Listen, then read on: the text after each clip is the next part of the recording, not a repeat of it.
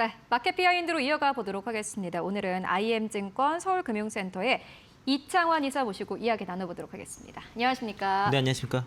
네, 이사님도 이렇게 종목을 잘 보시는 이사님께서 오늘 빅테크 기업들의 실적을 발표한 가운데 이렇게 또 출연을 해주셨습니다. 먼저 실적부터 짚고 갈까요? 알파벳 그리고 마이크로소프트, 메타, 아마존 등 이렇게 네 가지 기업 실적 그죠? 발표를 했는데요. 일단 모두 다 매출과 그 순이익은 컨센서스를 상회를 했습니다. 네. 이제 빠르게 말씀드리면은 일단은 실적은 다 좋았는데. 네. 그 알파벳이랑 아마존은 상승을 했고 처음에 아마존도 하락했다가 이제 상승 전환이 됐고요. 알파벳은 이제 6% 급등세가 나오고 메타랑 그 마이크로소프트는 이제 그 하락폭이 크고 특히 메타는 급락을 하는 상태인데, 그러네요. 네. 그러니까 이제 호실적을 이제 좀 넘어서 앞으로 이제 그 막대한 AI 투자라든가 여기에 대한 어떤 가시적인 수익화를 어떻게 증명할 것인지 여기에 대해서 시장이 상당히 이제 숫자로서 증명하라는 그 냉혹한 현실에 이제 부딪혔다고 볼 수 있겠고 눈높이가 상당히 높아졌습니다. 그러니까 이제 그 모든 기업들이 다 그 실적 컨센서스를 상당히 상회했는데 향후 미래 가이던스라든가 클라우드 성장률이 시장의 기대치에 미치지 못할 경우에 네. 상당히 성장함에도 불구하고 폭발적이지 않을 경우에 가차없이 이제 시장에서 매도가 나오는 그런 모습이고 메타 같은 경우도 그 이제 캐펙스 투자 올해 이제 캐펙스 투자를 최대 그 1,450억 달러까지 대폭 그 가이던스를 상향했거든요. 여기에 대해서 비용 우려가 발생하면서 그러면 이런 막대한 투자를 언제 비용을 회수할 수 있는지에 대한 우려가 발생하면서 급락이 한 7% 급락이 나타났고 그리고 그 마이크로소프트 같은 경우도 그 애저 같은 경우가 38%의 그 굉장히 높은 성장을 발생해서 불구하고 시장에서는 어쨌든 1위 업체니까 상당 압도적인 성장을 기대를 했던 겁니다. 아, 이게 좋은데 네. 1등처럼 이제 했는데 기대치에서 살짝 상회했거든요. 그러니까 상당히 압도적인 성장을 기대했는데 그게 안 됐고 그리고 그 AI를 도입하는 과정에서 기존의 서비스는 그 SaaS와의 그리고 접목하는 부분에서의 좀 성장이 좀 둔화가 좀 우려가 되면서 하락을 해서 이제 예상보다 좀 그 기대치에 못 미쳤다. 그러니까 그런 성장에 대한 향후의 성장에 대해서 기대치에 못 미쳤다는 것이고 구글 같은 경우는 실적을 압도적으로 상회를 했습니다. 그죠. 그리고 클라우드 서비스가 63%의 폭발적인 성장이 나타나면서 확실하게 그 AI 수익화를 증명했고 그 좀 제미나이 그 유료 가입자가 3억 5천만 명이 넘어갔어요. 네. 그래서 이제 상당히 이제 수익화를 증명했다고 볼 수 있겠고 아마존 같은 경우는 2분기 그 영업이익 가이던스를 다소 보수적으로 전망을 하면서 하락했다가 그 아마존 웹 서비스가 대략 28% 성장이 나타나는데 네. 생각보다 기대가 높다는 그런 평가가 나오면서 상승 전환을 했고 그리고 소매 지출 쪽도 그 기대가 괜찮다 이런 평가 나오면서 상승 전환을 했는데 요 네 기업의 차이를 잘 보면은 네. 알파벳과 아마존은 자체 칩을 개발을 했습니다. TPU라든가 트레이늄이라는 그 칩을 개발해서 이거를 서비스와 접목시키면서 네. 수익성을 높여가는 반면에 그 MS라든가 메타 같은 경우에는 이제 그 클라우드 그 AI 모델을 도입해서 자체 서비스를 하다 보니까 시장의 기대보다 수익성을 증명하지 못하는 그러면서 비용은 더 많은 투자를 하면서 이오게 된 비용에 대한 회수에 대한 그 우려가 좀 불거진 기업들 요 차이가 있다라고 볼 수 있겠습니다. 굉장히 중요한 부분 짚어주셨어요. 사실 이제 중요한 게 투자 잘하는 것도 중요한데 너네가 얼마나 비용 절감을 잘하면서 투자를 할 거냐. 그래도 너네 주머니는 지켜야지. 이게 투자자들의 포인트인 것 같은데 일단은 1등은 알파벳이었다.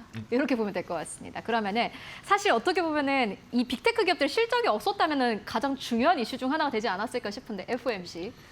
네, 그 예상대로 3.5에서 3.7 정도로 이제 금리 동결됐고요. 네. 제롬 파라 의장은 인터뷰에서 이제 마지막 인터뷰죠. 네, 의장으로서의 통화 정책이 적절한 수준이고 그 물가 데이터 확인을 위해서 관망세 유지가 필요하다라고 이 부분에서 상당히 강조를 했습니다. 일단 당장의 금리 인상은 좀 불필요하고 금리 인상을 주장하는 의원들은 없다라고 말씀을 얘기를 했지만. 그 완화 기조를 삭제하는 그런 지지하는 위험이 증가했다는 거죠. 그러니까 이제 금리를 인하하는 범위라든가 시기를 이런 문구를 넣은 것들이 통화 정책을 완화하는 데서 상당히 중요한 문구들인데 이걸 넣는 거를 반대하는 의원이 3명이 나타난 거고요. 네. 그리고 이제 마이런 이사는 뭐 역시나 금리 인하를 주장을 했고 그래서 이제 문구와 그 통화 정책과 반대 문구를 던진 그 의원이 4명이 발생한 게 이게 33년 만에 처음입니다. 그래서 이제 매파적인 통화 금리 동결이었다. 그렇게 해서 시장에 하는 상태고, 그리고 에너지 가격 상승과 그 관세 압력으로 인한 그 단기 인플레이션 경기감도 여전히 잔존한다는 것을 강조를 했고요. 이에 따라서 이번 그 시장은 올해 이번에 4월 FOMC 결과 자체를 그 매파적 동결로 그렇게 소화를 한 상태다. 그러면서 이제 오늘 이제 그 실적 발표를 한 빅테크들의 실적 발표를 앞두고 나서 상당히 이제 그 관망세가 있었다라고 그렇게 볼 수 있겠고요. 그래서 이제 그 주식시장은 현재 그래서 연내 금리 인하 기대감이 상당히 다시 또 후퇴하는 상황이고, 이게 좀 겹치면서 상당히 좀 그 혼조세가 지난 밤에는 좀 지속이 됐다라고 볼 수 있겠고, 채권 시장에서는 그 고금리에 대한 그 장기화 우려 때문에 다시 이제 그 금리가 튀었고요. 그리고 미국 국채 금리가 이제 그래서 상승 마감 전체적으로 하면서 어쨌든 그 연준의 피벗 지연에 대한 그 가능성에 대해서 시장에서 좀 소화를 하고 있다라고 볼 수 있겠습니다. 네, FMC 진행되고 나서 보니까 10년물이 좀 움직였더라고요. 일단은 매파적인 동결이었는데 그만큼 좀 해석하는 게 어려웠다. 이렇게 보면 될 것 같습니다. 이어서 저희 이제 한국 시장으로 좀 옮겨가 볼 텐데 2차 전지조 다시 한번 관심이 좀 쏠리고 있어요. 그 이유가 뭐라고 평가하세요? 뭐 아무래도 실적도 약간 턴어라운드 되는 그런 흐름도 보여주고 있고, 어떻게 보면 순환매일까요? 큰 흐름에서 보면은 뭐 2, 3년 전만 해도 그 배터리 산업의 그 가장 큰 성장 동력은 전기차 쪽이었는데, 그죠, 네. 지금은 이제 전기차 그 캐즘을 좀 벗어나서 그 성장 동력이 상당히 다변화됐다는 겁니다. ESS 뭐 드론부터 해서 그리고 또 산업 패러다임 자체도 전환이 됐는데, 이게 이제 친환경에서 에너지 안보로서의 그 산업 패러다임이 네. 전환이 되고 있고, 그러니까 이제 과거 그 전기차의 의존도에서 벗어나서 AI 인프라 핵의 핵심 그 네. 자원이 됐죠. 그리고 이제 국가 안보라는 강력한 매크로 테마에 지금 탑승되면서 이제 밸류에이션이 리레이팅 구간에 좀 들어갔다. 그렇게 볼 수 있겠고요. 그동안은 이제 그 실적 추정치가 계속 하향 조정되면서 네. 그러면서 트레이딩으로만 그 매매가 가능했었는데, 지금은 그 실적 조정 하향이 멈추고 상향 조정되는 구간이 들어갔기 때문에 네. 바이오 홀딩이 가능한 구간으로 좀 발생했다라고 볼 수 있겠고요. 네. 그래서 이제 지금의 단순히 낙폭과대를 위한 반등 수준을 좀 넘어가서, 그러니까 이제 AI 전력 인프라 편입이라든가 또 방산과 그 안보 핵심 자산으로서의 재평가를 받으면서 이게 이제 거대 구조적인 내러티브 전환이 좀 나타나고 있다라고 볼 수 있겠고요.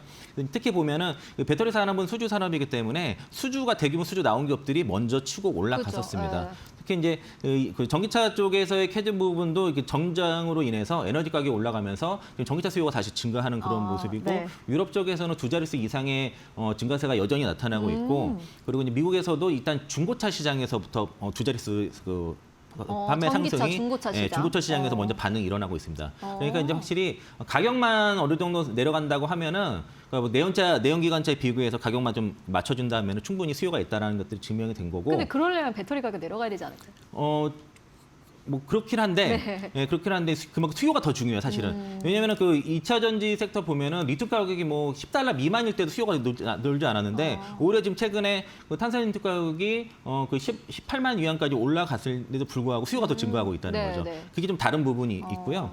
그리고 이제 그 배터리가 단순하게 이제는 그 자동차 부품을 넘어서서 그 데이터 센터의 고출력, 특히 이제 요즘은 이제 그 삼성 SDA 콩코를 잘 보면은 배터리 백업 장치 BBU 쪽, 그리고 그 ESS도 양쪽 다 이게 이제 그 핵심 전력 인프라로 전환이 되면서 성장률이 폭발적으로 올라가고 있다고 볼 수 있겠고요.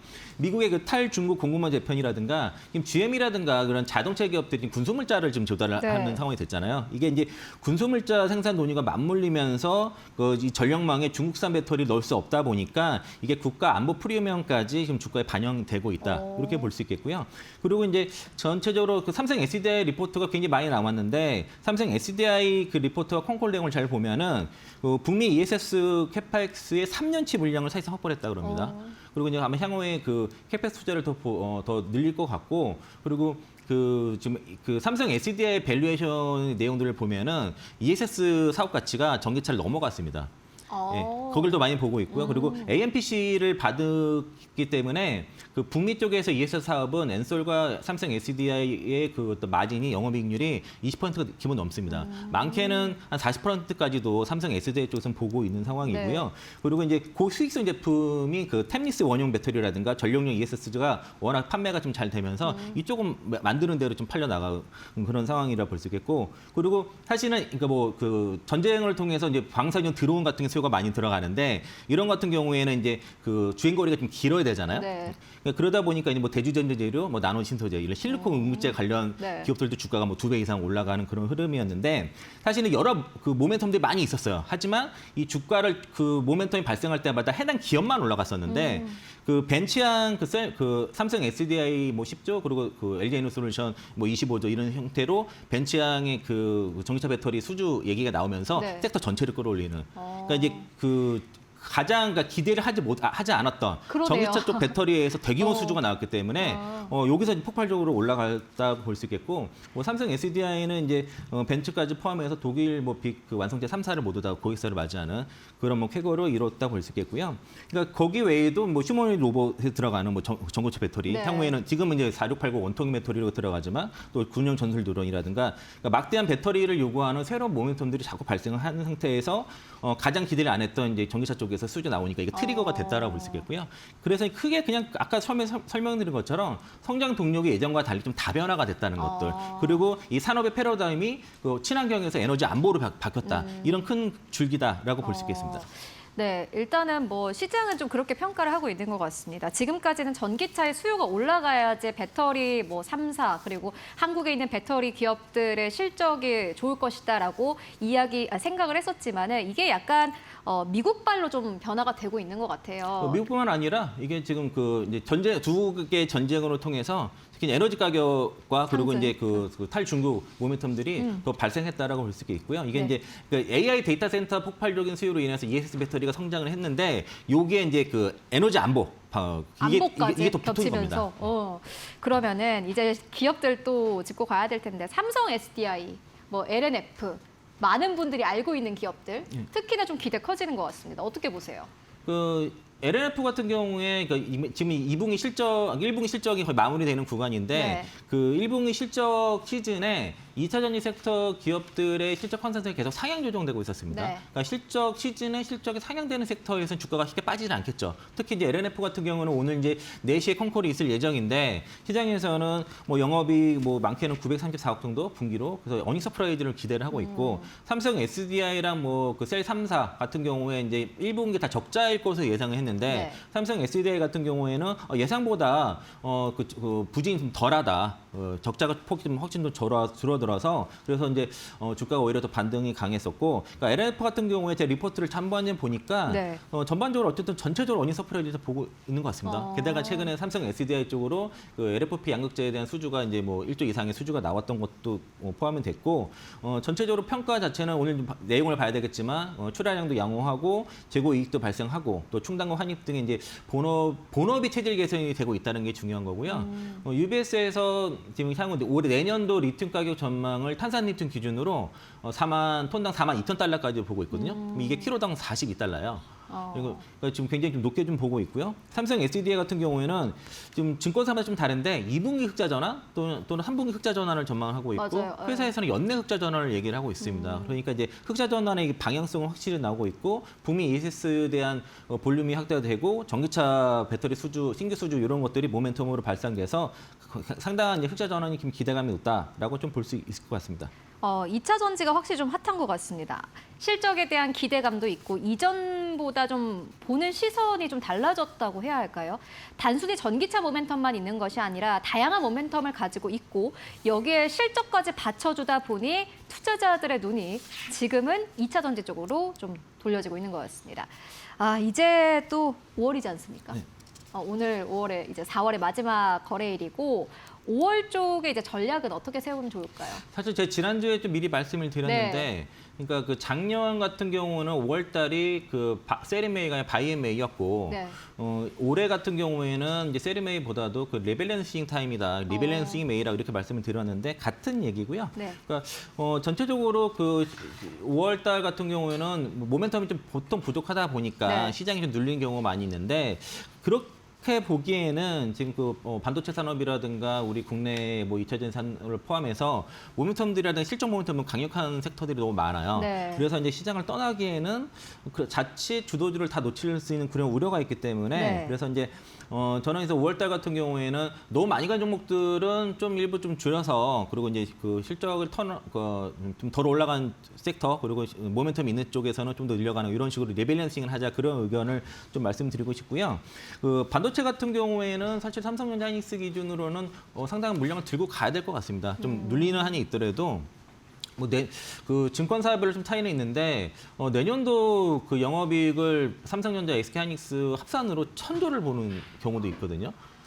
두 기업 합산해서 지금 시가총액이 한 2,200조 정도 될 거예요. 2,100조 좀 넘을 건데 1,000조를 버는 기업 시가총액 2,000조가 넘었다 하면은 너무 싸잖아요. 그렇죠. 네. 다만 이제 그 SK하이닉스가 지금 뭐 한 달 만에 50% 이상 올라왔기 때문에 좀 쉬어가는 구간이 될 수도 있고, 네. 그 삼성전자는 이제 파업 이슈가 있어서 네. 좀 눌렸었는데 지금 보면은 삼성 지수와 상관없는 삼성 그 전자 우선주가 신고가를 간 네. 상태고 삼성전자도 갔죠. 그 하이닉스도 신고가를 갔죠. 네. 그리고 그 삼성전자 같은 경우는 아직 신고가 목전인데 갈 것 같고요. 그러니까 삼성 하이닉스가 쉬는 게 그 일부 증권사 IBK인가 거기서 이제 그 목표가 130만 원 홀드 의견 냈잖아요. 그리고 그 노무라 234만 원까지 10만 원 단위로 계속 목표가가 촘촘히 쌓여 있기 때문에 네. 아마 10만 원 단위로 계속 그 저항이 있을 거예요. 그래서 이제 그런 거 감안하시면서 끌고 가는 전략을 말씀드리겠고. 아까 전에 이제 말씀하시는데 예. 물리더라도 봐야 된다라고 하셨는데 공격적인 스탠스. 그러니까 지금은 삼성전자 하이닉스를 매수 관점으로 보지는 않습니다. 들고 가는, 끌고 가는 전략이고 5월달은 쉴 수 있으니까 네. 그러면은 리밸런싱으로 하기에는 어쨌든 실적도 받쳐주면서 그리고 하반기에 모멘텀이 많은 쪽. 그러면서 아직 주가가 오르지 않고 눌러 있는 쪽은 개인적으로는 자동차 섹터가 가장 적합할 것 같고요. 현대차 그룹주, 현대차를 비롯해서 네. 뭐 현대글로비스, 현대 그 모비스 이런 이제 그 자율주행과 피지컬 특히 뭐 로봇, 휴머노id 로봇과 피지컬 AI 쪽에서의 그 밸류에이션 그 재평가를 받을 수 있는 그런 기업들 쪽으로 좀 모아가는 전략도 괜찮을 것 같고 네. 그리고 리튬 가격 전망으로 봐서는 그 LG 에너솔루션, 뭐 삼성 SDI, 뭐 포스코 홀딩스 이런 기업들은 가져가시는 게 좋을 것 같아요. 그러면 2차 전지 쪽도 좀 전략 좀 세워볼까요? 네, 그러니까 이제 세일 중심으로는 끌고 가는 게 맞는 것 같고, 세일 중심. 그리고 리튬 가격 특히 이제 중국 철강 감산, 이란산 철강 수출 금지 이런 그 본업에서의 턴어라운드 모멘텀과 그리고 리튬 가격 전망이 지금 굉장히 좋습니다. 그 예전과 다른 것 같아요. 특히 이제 그 탄산연수 가격도 지금 그 18만 위안을 넘어갔고요. 중국에서 ESS 배터리가 지금 여전히 휴태진 상태고. 그 나트륨 배터리까지 수주가 나왔다는 얘기가 그만큼 ESS 그 시장 자체가 굉장히 급성장을 하고 있다는 그런 반증이라고 보시면 좋을 네, 것 같고 그리고 이제 그 리튬 가격 전망을 보면은 그렇게 되면 이제 포스코홀딩스가 올해까지 캐펙스가 93,000톤 정도 구축을 하면 네. 올해부터 내년까지가 93,000톤이 완전히 돌아가는 그런 원년이 되기 때문에 그러면 괜찮죠. 그리고 이제 원가 기준을 키로당 10달러 이하로 맞추려고 하고 있거든요. 네. 그러면 이제 15달러 이상만 돼도 추가적으로 더 뭐 리튬 광산이라든가 염으로 늘리려고 하고 있는데 내년 42,000달러까지 그 키로당 42달러까지 전망을 나온다고 보면은 굉장히 이제 그동안 기대했던 그러니까 한 2년 넘게 그 모멘텀이 지체됐던 모멘텀이 이제서야 좀 발생하고 있다. 그러니까 철강 본업이 그 받쳐주면서 그러면서 이제 리튬 산업의 그 소재 산업에 대한 밸류에이션 리레이팅이 가능하다라고 볼 수 있겠습니다. 반도체 그리고 2차 전지 셀 쪽, 그리고 연말까지 봤을 때는 자동차 쪽까지 일단은 포트에 꼭 담아두셔야 될 것 같다라는 생각이 듭니다. 일단 오늘 전략까지 함께 짚고 왔습니다. 지금까지 이창원 이사와 함께 이야기 나눠봤습니다. 말씀 고맙습니다.